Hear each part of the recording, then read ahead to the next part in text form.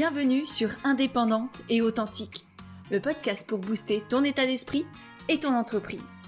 Je suis Pêche et j'accompagne les entrepreneurs à croire en elles, à développer leur activité et à garder un état d'esprit positif et motivé. Chaque mercredi, je te partage des conseils autour de l'entrepreneuriat, une réflexion de développement personnel ou encore l'interview d'une femme inspirante qui te partagera sa vision de la vie et de l'entrepreneuriat. Et aujourd'hui, je fais une petite pause dans la préparation de ma valise parce que je pars pour 2 semaines dans le sud en vacances, ce qui fait d'ailleurs que peut-être il n'y aura pas de podcast la semaine prochaine. Nous verrons bien, qui vivra verra. Et du coup, en préparant ma valise, je me suis fait une belle petite réflexion autour de la notion de temps, de cette volonté aussi que l'on a très souvent de vouloir rentabiliser son temps, notamment en faisant plusieurs choses à la fois.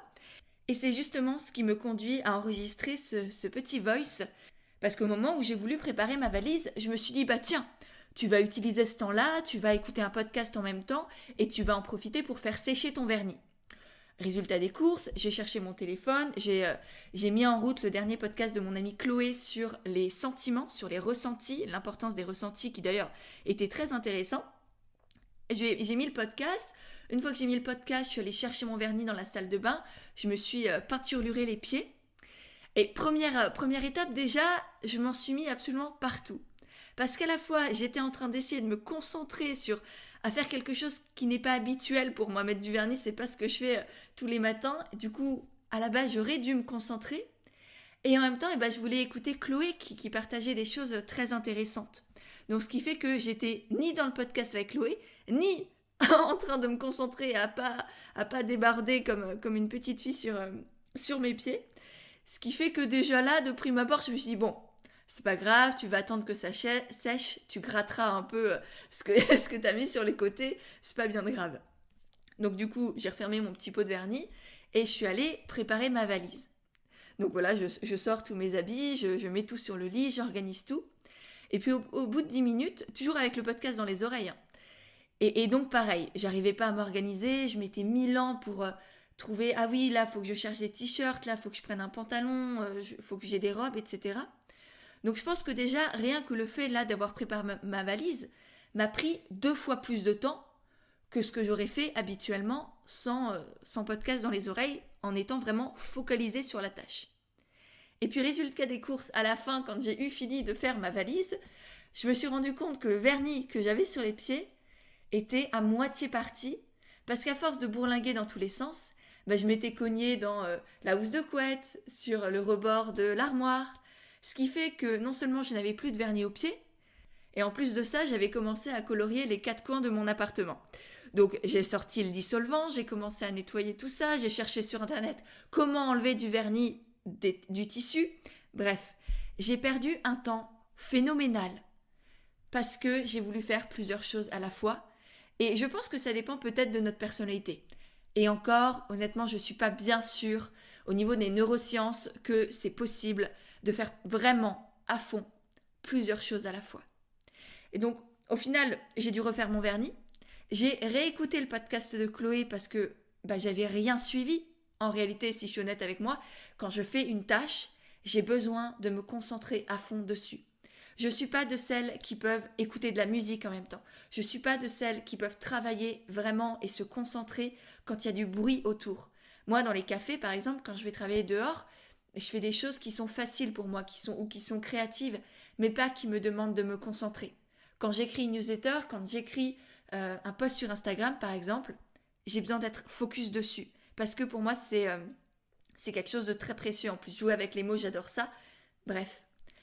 Au lieu de vouloir contrecarrer mon cerveau, faire la Wonder Woman qui fait plein de choses à la fois, et au final, d'une certaine manière aussi, entrer dans le jeu de la société qui nous pousse au toujours plus, et notamment à être toujours plus productive, à rentabiliser notre temps, notre énergie, etc. Et donc, plutôt que de vouloir gagner du temps, qui d'ailleurs, entre parenthèses, c'est comme la vie, il faut arrêter de vouloir gagner sa vie. La vie, on l'a déjà gagnée.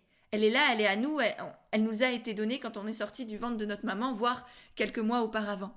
Donc la vie, elle est là, c'est pas un combat, c'est pas une lutte, c'est pas une course. Il n'y a rien à gagner, il n'y a rien à perdre. Et c'est pareil pour le temps. Le temps, ça se gagne pas. Le temps, ça se vit. La vie, ça se vit parce que le temps, c'est la vie. Et donc à force de vouloir se dire, je vais rentabiliser mon temps, je suis en train de vouloir rentabiliser ma vie, comme si c'était un investissement financier, comme si j'étais en train d'acheter une voiture, alors que la vie, ça a une valeur incommensurable, c'est innommable. Donc d'une certaine manière, on ne peut pas la rentabiliser, vu qu'elle a déjà une valeur immense, et qu'en plus, quoi qu'on fasse en soi, à partir du moment où c'est juste pour nous, où c'est fait en conscience, avec amour, dans la joie, dans notre humanité vraiment, eh ben on est en train de vivre. On n'est pas en train de gâcher notre temps, on est en train de faire des choses qui ont du sens. Parfois c'est plus ou moins agréable, voire désagréable, mais c'est ça la vie aussi. C'est de tout. Il faut l'accepter. Les émotions, les sentiments, les expériences, les situations, les sensations que l'on porte à l'intérieur de soi. Tout ça c'est la vie, donc à aucun moment on est en train de perdre notre temps.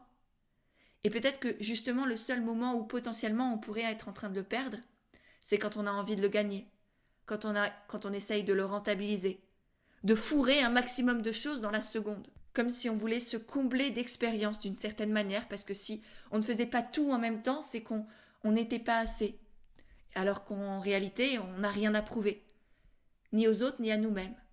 On a juste, encore une fois, à vivre, à expérimenter, à avancer. Et du coup, cette notion pour moi de vouloir gagner du temps, rentabiliser son temps, c'est être focalisé sur le futur. Sauf que le futur en soi, ça n'existe pas.